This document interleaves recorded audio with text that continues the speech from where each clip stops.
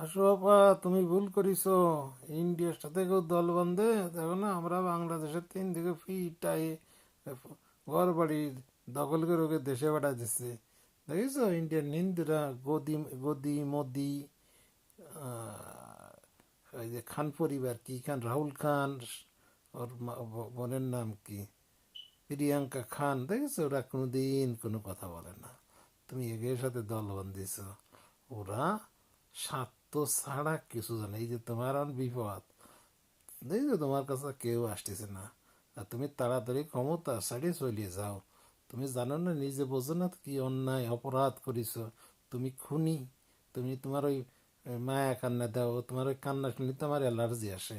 তুমি তাড়াতাড়ি বিদায় নাও, আর তোমার ওই কুলাঙ্গার তোমার পার্টি মেম্বারগুলোরে ওকে আমাকে অযত হালাল করতে হবে তো।